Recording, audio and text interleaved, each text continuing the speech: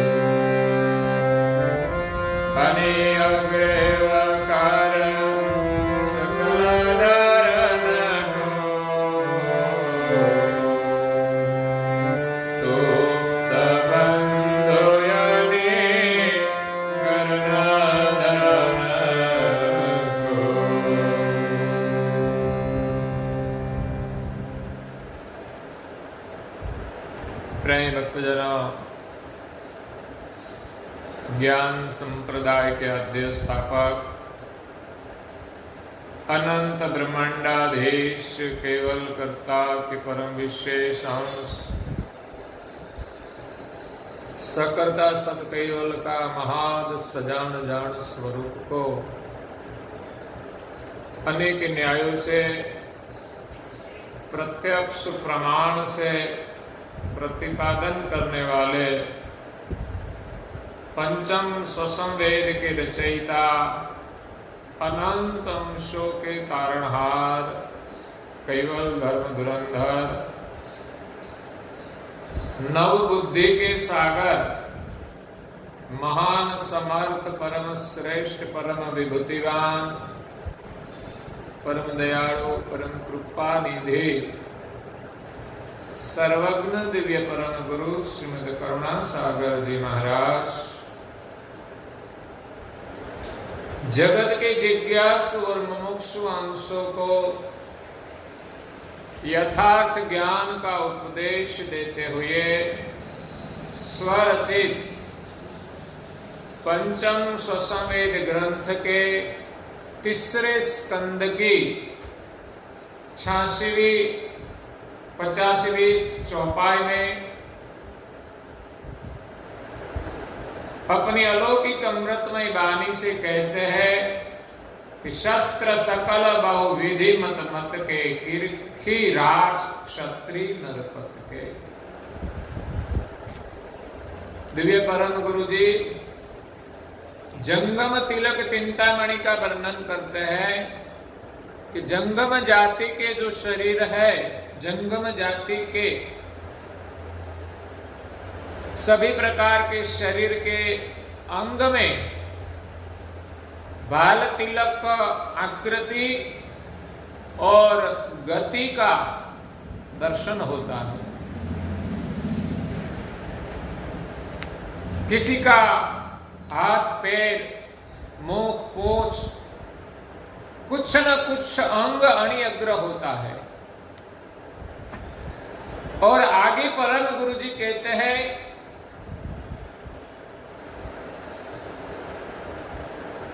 कि शस्त्र सकल बहुविधि मत मत के। हमारे यहां कुछ काम के लिए कई प्रकार के शस्त्र है, विध विध प्रकार के शस्त्र है। छोटी सुई के लेकर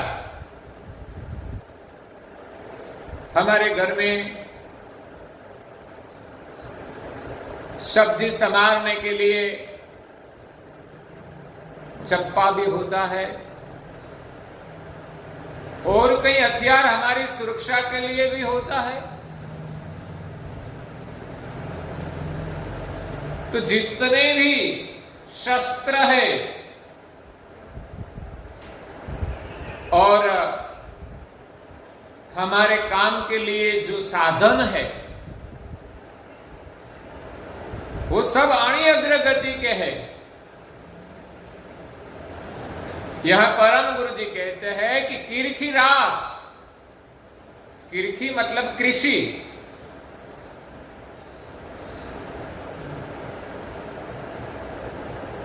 खेडूत कहते हैं, कृषिकार, उनके कृषि करने के लिए कृषि के सब साधन होते हैं।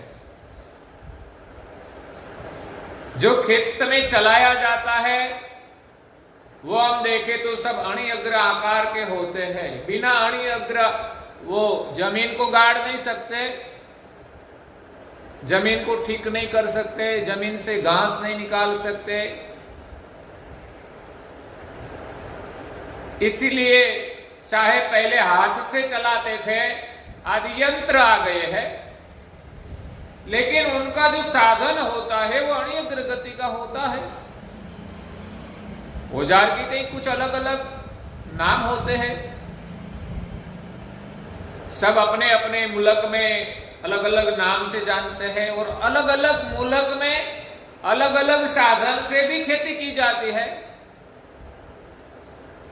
उतना ही नहीं कि सब जगह खेती भी विभिन्न होती है, कुछ जगह कुछ खेती होती है तो और जगह दूसरी खेती होती है, सब जगह एक जैसी नहीं होती। हमारे यहाँ तंबाकू की खेती होती है, लेकिन पूरे देश में तो तंबाकू नहीं पकाई जाती। तो किस जगह कपास की खेती होती है, गेहूं की फसल होती है, भिन्न भिन्न प्रकार की फसलें होती है, तो वहां साधन भी भिन्न भिन्न हो गए। तो वो सभी साधन औजार वो अणियग्र गति के हैं।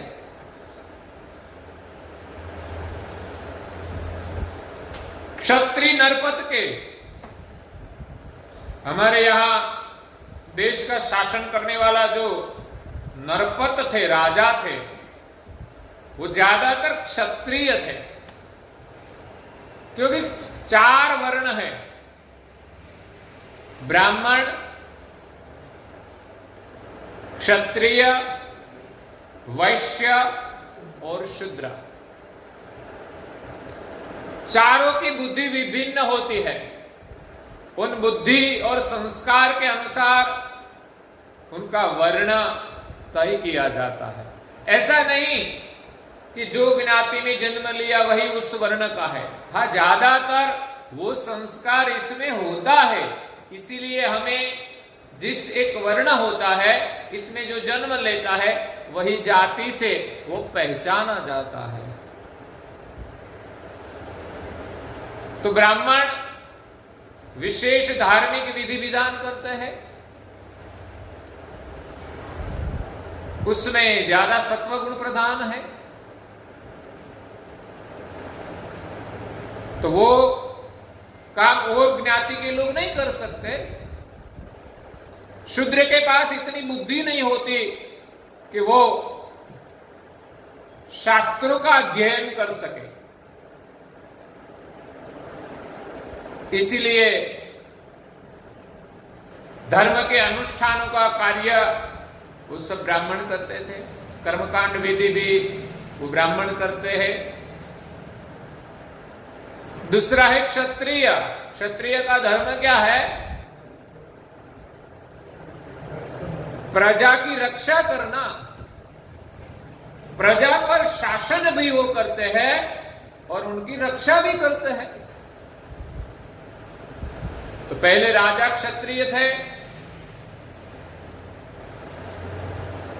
आजकल जो लोकशाही है इसमें जो सत्ता पर आते हैं वो सब ऐसे नहीं होते। पहले राजा देश के लिए, प्रजा के लिए सब कुछ करता था। कोई राजा स्वार्थी भी था जो अपनी सत्ता के लिए वो कई मनुष्य का कत्ल भी करते थे। अच्छे राजा होते तो कभी वो युद्ध को आमंत्रित नहीं करता, और सामने से कोई युद्ध करे या तो परेशान करे, आतंक फैलाए तो उसका सामना करना पड़ता है। जैसे हमारे देश की बॉर्डर पर आतंकिया घुसपैठ करके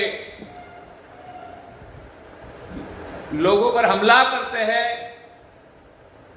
तो उनका सामना करने के लिए उनका विनाश करना भी आवश्यक है, वो पाप नहीं है। जैसे अवतार कहीं हुए विष्णु के धर्म के स्थापन के लिए और असुरों का संहार किया, क्यों? कि वो पृथ्वी में अधर्म करते थे, अकारण दूसरों को परेशान करते थे, इसीलिए विष्णु ने अवतार लेकर राक्षसों का विध्वंस किया। वो 10 अवतार का भी यहां वर्णन किया है कि उनके सभी के शरीर के अंग अग्र गति के थे, तो उसने अवतार लिया, वो भी विभिन्न प्रकार के हैं, कभी मनुष्य का, तो कभी प्राणी का, तो कभी पशु का, तो कभी कुछ मनुष्य का, विभिन्न अवतार लिए हैं। हाँ, ज्यादातर मनुष्य के अवतार में आते हैं, लेकिन कभी कभी इस सृष्टि में जहां जैसी जरूरत हो वैसा शरीर धारण करके असुरों का संहार करते हैं।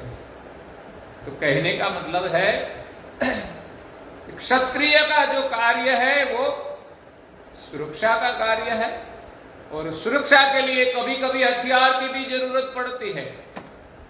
आज वर्तमान समय के आधुनिक जो शस्त्र है, मिसाइल हो, रॉकेट हो,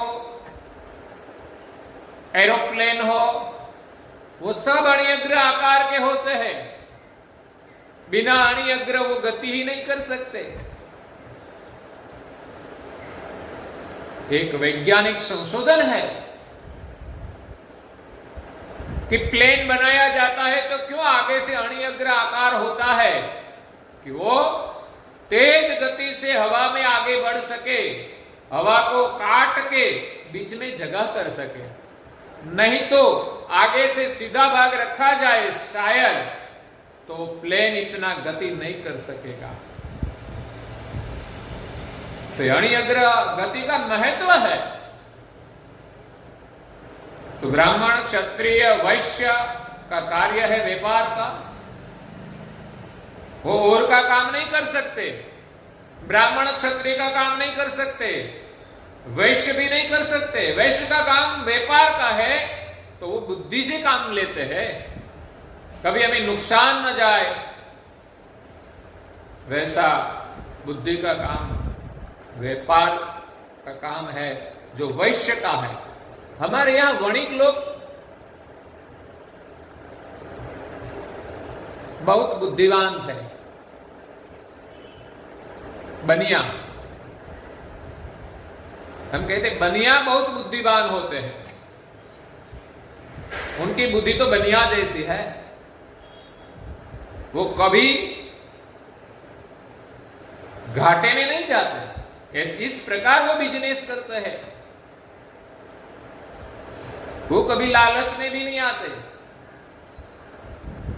तो बनिया बुद्धि तो बनिया के पास है व्यापार करने की। और चौथा है शूद्र, जो सेवा का काम करता है। शायद ब्राह्मण से भी सेवा नहीं होगी, क्षत्रिय भी इस प्रकार की सेवा नहीं कर सकता, और वैश्य भी नहीं कर सकता। वो काम शूद्र का है। अपनी परिस्थिति के अनुसार इसमें एक प्रकार का गुण होता है। सेवा का गुण मतलब शूद्र मतलब हल्का नहीं है, शूद्र का मतलब है सेवा का भाव है। इसमें कई प्रकार के मजदूर हमने देखे हैं कि जिसमें विनम्रता का भाव होता है। हम सेठ कभी कभी कहते हैं कि उसी को तो काम ही नहीं करना है, वैसे है वैसे है, तो है होते हैं कोई कोई लोग बिना जो काम करने की जो इच्छा नहीं होती। लेकिन जो मजदूरों को काम की इच्छा नहीं होती, काम नहीं करते, तो तो ये खेती का हो कि कोई क्षेत्र का जो मजदूरी का काम है वो कौन करते हैं? कोई सेठ करता है? ये मकान बनाते हैं तो क्या कॉन्ट्रैक्टर बनाते हैं? हम कहते वो काम नहीं करते, तो कैसे वो खड़ा किया? मजदूरों ने तो किया है। शायद कुछ लोग होते हैं घूमने वाले, काम नहीं करने वाले, वो तो परिस्थिति के वश दुखी भी होते हैं, लेकिन ज्यादातर लोगों को हमने देखा है कि मजदूरों में काम करने की भावना है। ऐसा नहीं कि हम जैसा कहे वैसा सब कुछ करते ही रहे। हमें कुछ करना नहीं है तो और लोग कैसे करेंगे? इसीलिए मजदूरी का काम बहुत मेहनत का होता है। कभी कभी मजदूरों को भी इच्छा होती है कि हमारे जीवन चलाने के लिए जितना जरूरी है उतना धन मिले। आपको महंगा लगता है, लेकिन मजदूरी का काम बहुत कठिन होता है। इसीलिए सब अपना अपना काम करते हैं। तो मजदूरों का काम सेवा का है, इसमें विनम्रता है।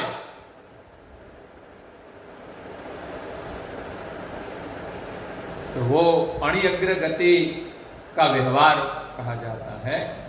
तो यहां बात की कृषि के जितने साधन हैं वो अणिअग्रगति के हैं, और क्षत्रिय जो हथियार रखते थे वो भी सब, भाला हो, बर्छी हो, तलवार हो, वो सब अणिअग्रगति के थे। अणिअग्र कर सकल धरन को, सब अपने हाथ में जो धारण करते थे वो अणिअग्रगति के थे। अरे अपने देव देवियों के हाथ में भी हथियार है, वो भी हम देखें तो वो भी अणिअग्र होते हैं। सुदर्शन चक्र घूमता है, लेकिन आगे तो काटने के लिए तो कुछ होता है, अणिअग्रगति, वो भी अणिअग्र है। सभी देव के हाथ में कुछ न कुछ हथियार दिखाई देता है। गणपति जी के हाथ में कुल्हाड़ी है, वो अणिअग्र है। रामदेव पीर के हाथ में भाला है, वो अणिअग्र आकार के है। शिव जी के हाथ में त्रिशूल है, वो अणिअग्र आकार के है। तो तूक्ता बंधु अनिकरण धरन को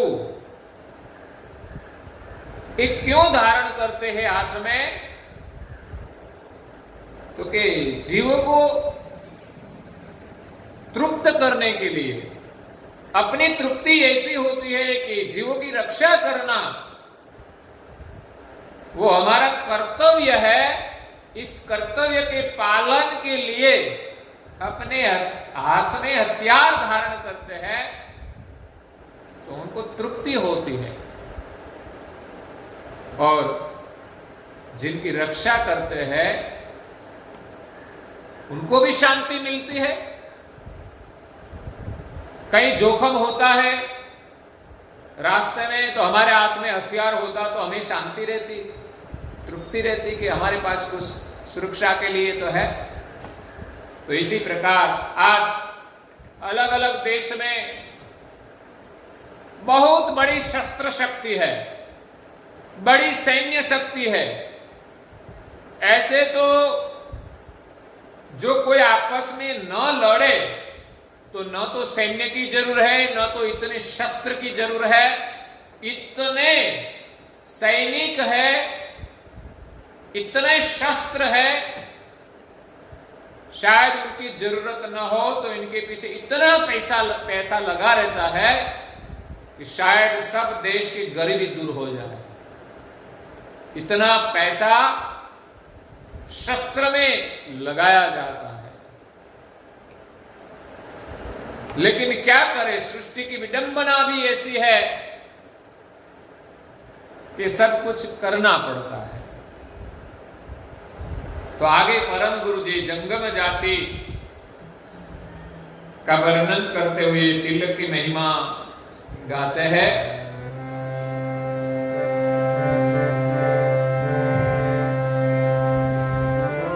हे देव सकल शशि सुरगण हे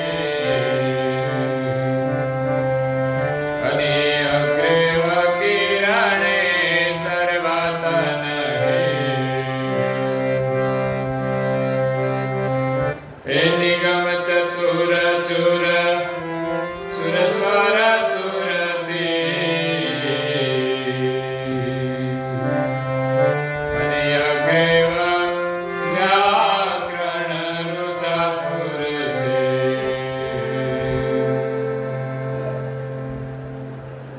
देव सकल शशि सुर उड़गन ही, सभी देवों में सबके शरीर आणि अग्रगति के हैं। जितने भी देव हैं उनके शरीर की आकृति आणि अग्रगति की है। देव में शशि सुर उड़गन ही, सूर्य चंद्र और सितारे वो सब अणि अग्र आकार के हैं। हम जब सितारे का रूप जो है उनकी आकृति बनाते हैं तो स्टार बनाते हैं। स्टार चारों तरफ अणि अग्र आकृति होती है स्टार की, जिसमें से प्रकाश निकलता है। सूर्य में से भी प्रकाश निकलता है, चंद्र से भी प्रकाश निकलता है, और आकाश में जो सितारे हैं इसमें भी प्रकाश है। वो सितारे जगते हैं, कभी कभी गिरते हैं तो हमें दिखाई देते हैं, तो उनकी चारों ओर प्रकाश निकलता है। अनि अग्रेव किरणी सर्वतन ही, जितने भी देवी शरीर है, चाहे सूर्य चंद्र सितारे और सभी जो देवताएं हैं, उनके शरीर से कोई किरणें निकलती है जिनको हम आभा कहते हैं। उनके शरीर से कोई विशेष प्रकाश निकलता है। हम देवी देवताओं का चित्र देखते हैं तो उनके सर के पीछे प्रकाश दिखाया जाता है। उनके शरीर में एक विशेष शक्ति है, और एक शक्ति का जो प्रकाश है वो सूक्ष्म होता है। तो उनमें से सब किरणें निकलती है, वो कैसी है? आणि अग्रगति की है।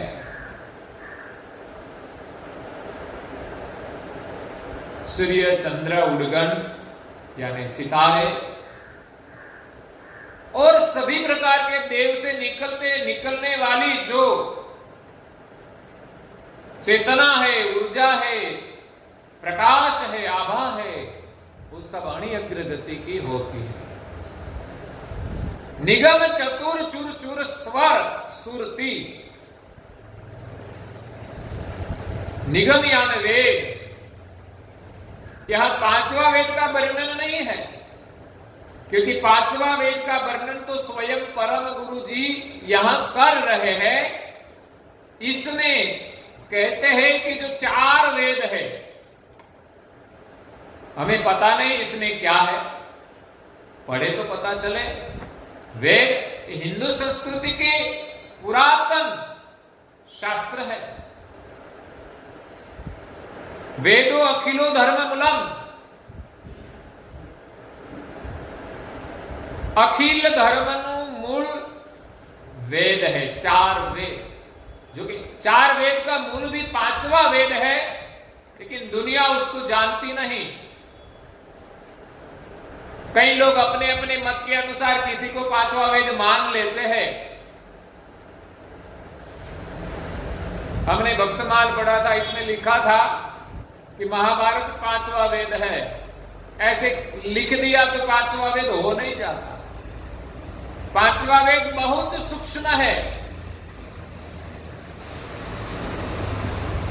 और इस सूक्ष्म वेद से ही चार वेद की उत्पत्ति हुई है। तो महाभारत में तो ऐसा कोई प्रमाण ही नहीं मिलता। इस महाभारत जो पांचवा वेद है, इसमें से चार वेद का सर्जन हुआ। इसीलिए तो परम गुरु जी ने इस सूक्ष्म वेद को स्वसम वेद कहा है। स्वसम, जो सम प्राण है वो पांचवा वेद है। तो यहां वर्णन परम गुरुजी करते हैं कि चार वेद ने चूर चूर स्वर सुरती, चार वेद की रचना कहा जाता है कि ब्रह्मा जी ने की है। शायद उनका पुस्तक के रूप में वर्णन और किसी ने किया होगा, व्यास जी ने किया होगा कि और किसी ने किया होगा, लेकिन वो वेद का उच्चारण ब्रह्मा के मुख से होता था। तो वेद का जो उच्चारण है वो परम ज्ञान है, हमारी संस्कृति का आधार है, सृष्टि की रचना का वर्णन है। तो कोई ऐसी वैसी वाणी नहीं है। आजकल ज्यादा लोग उसको पढ़ भी नहीं सकते, क्योंकि सामान्य बुद्धि वाले लोग वेद का अध्ययन नहीं करते, शास्त्रों का अध्ययन नहीं करते। आजकल ज्यादातर वक्ता भी वेद शास्त्र की कथा नहीं करते, लेकिन पुराणों की कथा चलती है। अच्छी है, इसमें कुछ बातें अच्छी है, लेकिन वेद और शास्त्र की जो बातें वो गहन है, वो रहस्यमय है। वो सामान्य वक्ता भी सत्संग नहीं कर सकते और सामान्य श्रोता भी नहीं सुन सकते। तो ये जो चार वेद है उनका जो वर्णन किया है, इस वर्णन करने में अपनी जो सुरता है और अपना जो स्वर है वो सूक्ष्म बुद्धि से अवलोकन करके वो सब किया है। स्वर कैसे बोला जाता है? बिना सुरता तो स्वर नहीं चल सकता, और वो भी सूक्ष्म दृष्टि होनी चाहिए। चूर चूर करके अति सूक्ष्म दृष्टि करना, मतलब दृष्टि को अणिअग्र करना। तो अणिअग्रे व्याकरण रुचा पूर्ति, तो अणिअग्र गति से वेद के रचयिता ब्रह्मा जी ने अपनी बुद्धि का सूक्ष्म चूर चूर करके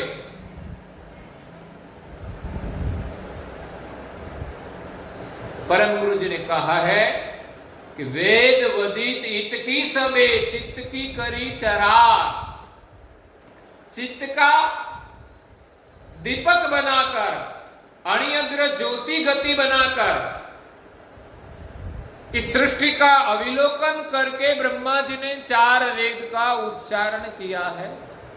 क्योंकि ब्रह्मा जी को एक कार्य भार दिया गया है कि सृष्टि का सृजन आगे बढ़ाना, तो सृष्टि की रचना का पता तो होना चाहिए, और सृष्टि कैसे चलानी है इसी के लिए जो आवश्यक है वो वेद का सर्जन भी उसने किया। हाँ, पालन पोषण कराने की जवाबदारी उनकी नहीं है, वो तो विष्णु आकर सबको अनुशासन में रखते हैं, सब शास्त्र का वेदों का ज्ञान देते हैं, लेकिन सर्जन का कार्य ब्रह्मा का है, इसीलिए वेदों का सर्जन भी ब्रह्मा जी ने किया है। लेकिन इस सर्जन करने में अपनी सुरता को सूक्ष्म बनाकर चार वेदों का ज्ञान का स्वर का उच्चारण किया है। इसमें व्याकरण की रचना भी है। बिना व्याकरण उस वेदों को हम पढ़ नहीं सकते, समझ नहीं पाते। आजकल जो विद्वान है, व्याकरण के अभ्यासी है, वही वो संस्कृत के श्लोक का अर्थघटन कर सकते हैं।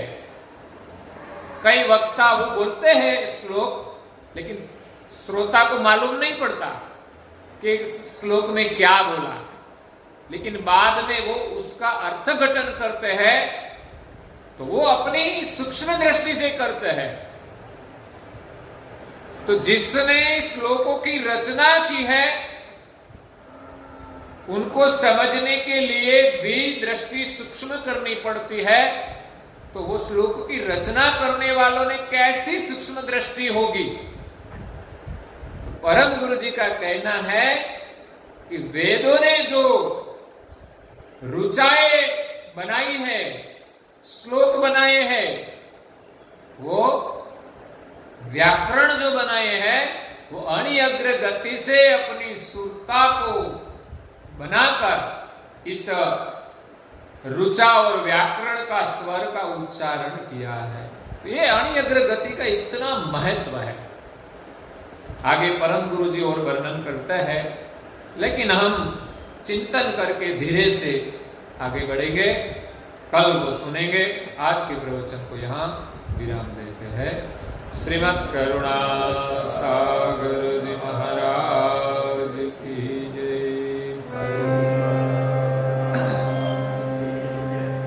श्री अविचल दास जी महाराज की जय।